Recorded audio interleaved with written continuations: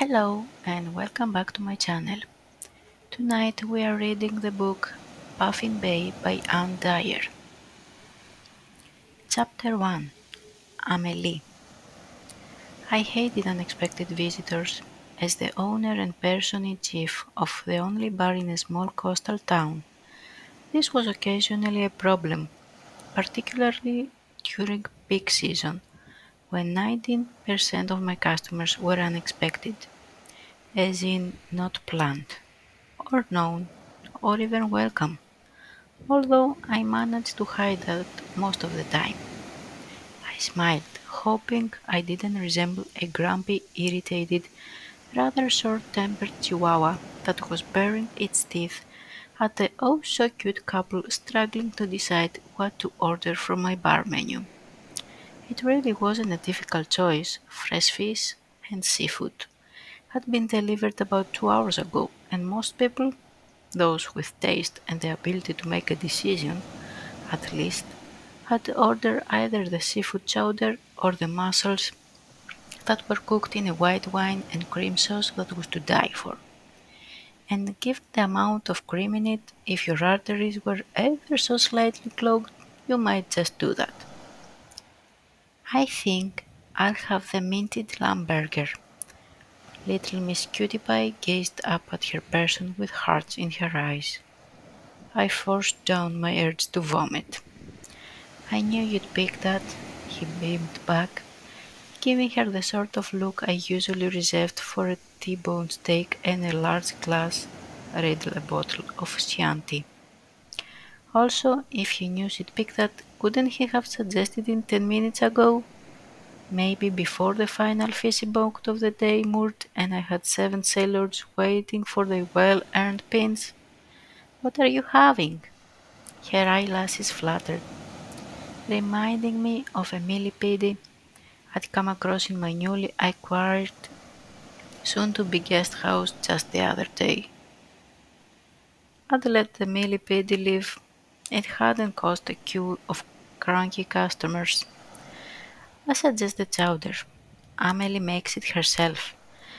David, the captain of the fishy boat, who hadn't missed a day's sailing since the last of the winter storms had passed, tapped his fingers against the bar. You won't get better. The boyfriend gave David a forced smile, clearly not used to strangers making suggestions. That the suggestion David had just made was probably the politest that was going to come out of his mouth wasn't known to him, so he had no reason to be thankful. I'm allergic to shellfish. David nodded. Well, while you make up your mind, can we have 7 pints of Anglesey ale, Amelie Bach? In the tanktards. The couple looked horrified when I reached up to the brass hooks I'd restored myself and took down 2 of the glass tanktards, designed so your hand didn't warm up the beer. We were, those eyelashes batted even faster, deciding, take your time, Pinky, while I pour these pins. I was still sure I resembled a chihuahua baring its teeth at an Alsatian. I'll only be 3 minutes. Thankfully, it was 3 o'clock, which meant Alice and Kai were starting the shift, helping work through the sudden rust that had spilled into the pub. I'd moved to Anglesey, an island of the northwest coast of Wales, from London 4 years ago, the death of my father providing me with a lump sum of money that truly allowed for a fresh start somewhere I could study the sea. Because I never understood why anyone would want to take the easy way, I'd bought a derelict pub in Puffy Bay, a small town right on the coast that was starting to find its feet again. For 9 months, I'd physically grafted, bringing the building back to life and finding my way in a place that was suspicious of a small, purple-haired, waif-like creature with a tempered grin of a small bored dog. A creature that was also searching for a new place to belong. 4 years on, and this was my home, even though I still hadn't picked up more than 10 words of the Welsh language.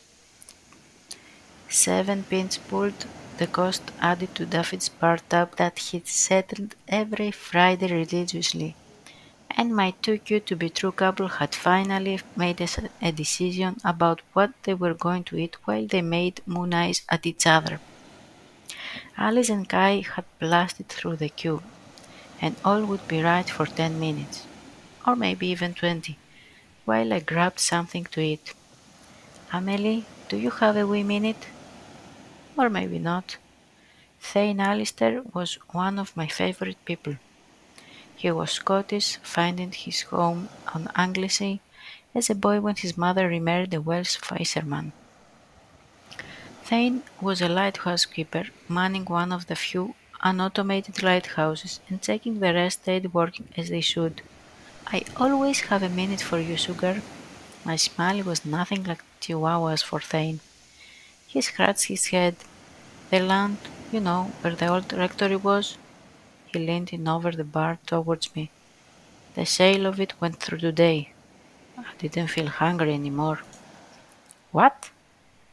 This was the land I'd been interested in buying. Puffin Bay was becoming more of a hub for holiday makers, but what we didn't have in walking distance was a center for activities, maybe space for a cakery, something I'd always wanted to open. The land Thane had mentioned would have been perfect for that, or even better, developed for the Holland Brothers gin distillery, which, if it was successful, would employ more locals. It was bought, not sure by who. Thought you'd want to know. He took a swig of the huge mug of tea that someone had made him. Other land will come up, Ames. Don't let it spoil your day. I shook my head. I thought it was going to auction. Thane shrugged. If the seller has a bid beforehand, they can accept that. Not sure what the buyer will be planning for it. The old inn across the road has been bought too? I nodded. I'd been watching the building with curiosity. My pub, the Puffin Inn, had been one of the two in Puffin Bay years ago. They'd both gone out of business about the same time when the dock used for the fishing boats had been destroyed and the big hotel nearby had closed its doors. I'd considered buying the other building, but Puffin Inn had needed less work and had better views. Plus, I'd been able to buy the building next door, which I was finishing converting to a bed and breakfast. I was creating my own little empire, building my dreams into a reality that I was in charge of. I wonder if it's the same buyer? Thane shook his head. Who knows? Maybe we'll find out at some point. Maybe we won't. I laughed at him, which he was used to. Thane was a little old, a lot philosophical, and definitely moved. Danced was not a verb he'd ever be associated with, to the beat of his own drum. He was one of my favorite people, even though I only knew him slightly better than when I'd first moved here. Maybe the tide won't come in tomorrow. No chance of that happening. He folded his arms, biceps bulging through the material of his t-shirt. Thane was fisherman, or if only I felt any attraction to him. The pub door opened, only this time, unlike the other 3 dozen, I looked up, some sixth sense alerting me to exactly who was about to darken my doorstep. Roman Tomini wasn't from around here. He turned up in a flash Mercedes a week ago, haunting corners of my bar and strolling on the beach at the times when I'd usually had it to myself, a constant frown on what could have been a handsome face. Maybe he reminded me of the city, his suits and polished shoes out of place in Puffin Bay, or maybe his continually displeased expressions remind me of my father and brothers I hadn't seen since my father's funeral. Not that Roman had tried making any sort of effort with any of the locals either, so I didn't feel that it was me he disliked in particular. You think he's bought the land? I kept my voice low, even though there was no chance of Roman hearing it over the general noise from the chatter and sound of glasses clinking. Thane frowned. looking over at Roman with no discretion at all. Who knows? Which also translated as who cares in Thane speak. Roman headed to the bar, ignoring the glances from some of the women who were there. It, it was a Friday, and the holiday season hadn't quite started yet, so it was usual for Fridays to have a late lunch, and for locals as well as the early tourists to come for food and a beer or glass of wine. When the tourist season became busier, none of the locals would have time for this. Even the fishermen would be back later if the weather was good. What can I get you? I gave him my widest smile, the one reserved for people I wish to kill with kindness, then feed their bodies to the crabs and fish in the Menai Straits. Or pigs. Pigs could get rid of a human body in a matter of days. One of my business considerations had been a pig farm, not for meat or to show, but purely to dispose of the remains of people who had pissed someone off a few too many times. My friend Claire had half talked me out of that, before adding that if I did start it up, could she have mates rates? What white wine do you have? I smiled again. Reeling off the list of 8 whites I kept in stock, I was in a fine dining restaurant, so my wines were very affordable, with a couple of Welsh ones, as well as the standard Sauvignon Blancs and Rieslings. Roman's forehead creased with a frown, as if he couldn't quite understand why I hadn't sent a sommelier out to serve him. Why don't you try one of the Welsh ones? It's from a estate just outside of Cardiff. It's different, but pleasant. I felt half sorry for him, as this was clearly too much for him to process. Fine, I'll have a large glass. He was quiet for a couple of seconds. Thank you. I nodded at the manners. Roman clearly wasn't a man used to using them. Do you want to start a tab for the evening? He looked around the pub, probably weighing up how busy it was. In the few days since he'd arrived, I'd never seen him with anyone else. Each time he came in, he was on his own, occupying himself with his laptop or his phone, or, in one instance, a book.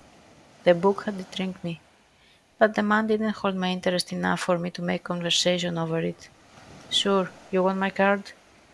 I hid my surprise. Are you leaving Puffin Bay tomorrow? No. He gave a sigh that suggested he wished he was. I'll still be here. Then no. I'll be able to find you if you don't pay at the end of the night. He shook his head, smiling, as if he couldn't actually believe my audacity to suggest he couldn't afford his bill. Find a table and I'll bring it over. My smile was dismissive. He was bringing bad juju to my bar. I'll save you the bother. I'm just going to stay here for now. He should put those signs up that said no sitting at the bar. I buried my annoyance. Fine. The look he gave me suggested he knew exactly what fine meant. His smirk suggested he totally had won that minute battle. What have you done today, sugar? I braced myself for the major battle that would now begin and last the rest of the afternoon, maybe evening. Small talk? Roman raised a brow. I'm a landlady. It comes with a job. I polished the glass I was using for his wine.